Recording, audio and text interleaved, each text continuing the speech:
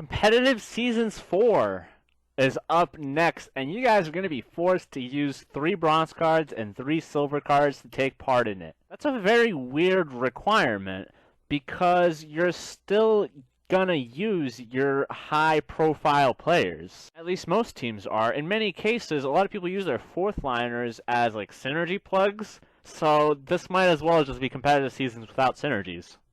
While it's a cool idea, I don't think it was implemented properly. It would be a lot better if you could have a full team of silver and bronze guys. That would change up the game tremendously. Someone even mentioned earlier on Reddit bringing back salary caps. And that could be really cool for competitive seasons as well.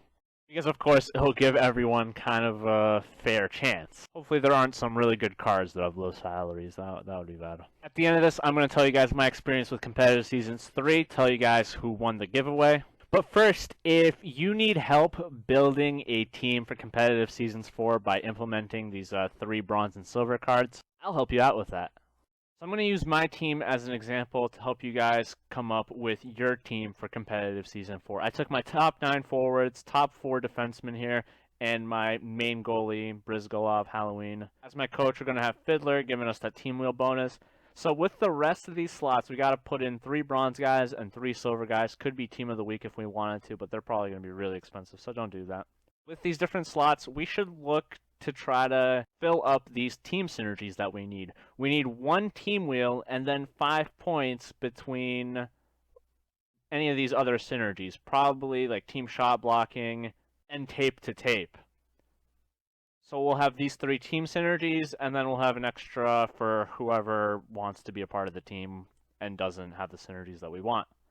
So if I were to go over to the player database here, and I already looked up the best team wheel guys that we can find.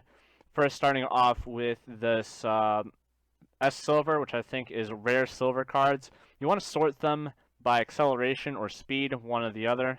Make sure that both those stats are pretty good. Hunter, 87 speed, 87 acceleration, could be your man with team wheel. If we look at the other type of silver cards, the common cards, the best guy here would be this Patrick Thoresen guy, whose team of the week is apparently like really amazing.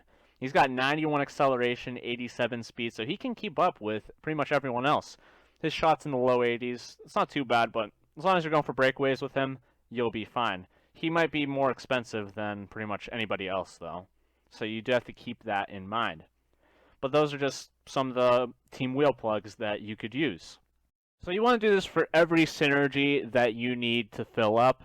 I do recommend, though, that you have a center that has good face-off stats. So if I go to silver or bronze, sort them by FO face-off, this Collins guy has an 87 face-off stat.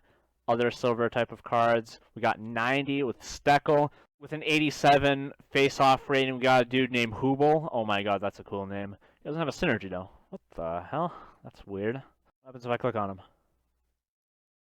He doesn't even have face. 0 height, 0 age, 0 weight. Dude, this guy's gonna win you games. Look at how much he gets paid. Insane. 0 fighting skill. This guy is the guy that you want on your team.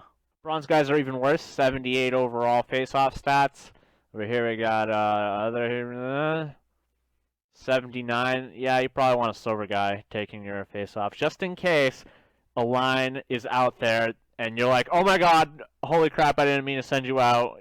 As soon as the face-off is done, just get back onto the bench. Let the big guys handle it. If you don't want to fill in your synergies with bronze or silver cards, or if you're done filling them up, you can just not sort them by any synergy and just go for acceleration and speed instead. Got Mason Raymond, former Vancouver Canuck and Calgary Flame. He's got 93 acceleration. That's pretty impressive. Better than this Thoresen guy. He could be someone you guys can add. Rare silvers aren't that good. Do have my boy Pitlick. I do love me some Pitlicks. But they have high 80s for speed and acceleration. Your bronze guys, best guy here has an 86. It happens to be Marner. Normal bronze, 82. Okay, that kind of sucks. You won't get too much out of these bronze guys. I still recommend having some fast guys just in case they're out there on the ice and you don't want to give up many breakaways. Last thing I want to mention is you probably don't want to have both your fourth line on offense and your third line on defense at the same time. That will be very, very bad for you. Alright, so here's what happened to me in competitive seasons. Round 1, I was in the top 5 with like 2 hours left to go in the round. And I'm like, I want number 1. That was my goal right there. And I ended up playing the number 1 guy to try to get there. And I lost against his puck ragging tricks. I ended up falling down to like rank 20, and I needed to play another game so I can get back into the top 10. But I'm not very good after I lose a game. It's like a completely different Brian ends up taking over and playing the game. So I ended up dropping down even further because of that, and it sucked.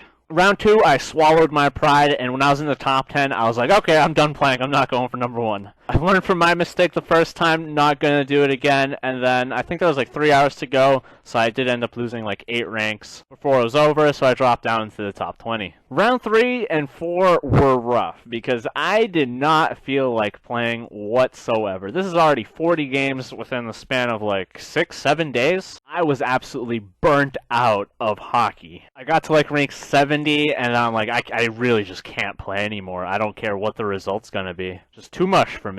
And then round 4 comes by, and it's the same feeling. Like, this is 56 games. Oh, I really wish they like made it so that each round was a little bit longer, like maybe another 2 days, so I didn't have to play 5+ games a day. So overall, I still did pretty well at 45, but just I could not play this game for any longer. With all the other like series that I've going on with Refuse to Lose, Hut Storm, I still wanted to do playoffs. These windows are really bad. So shout out to all the guys that can play like over 100 games in this like small 2-week frame. Other than the number 1 guy, because he rags the puck.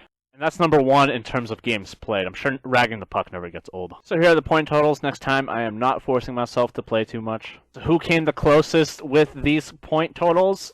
That was Flet. Congrats, man. And for everyone else, thanks for watching. I'll see you guys around.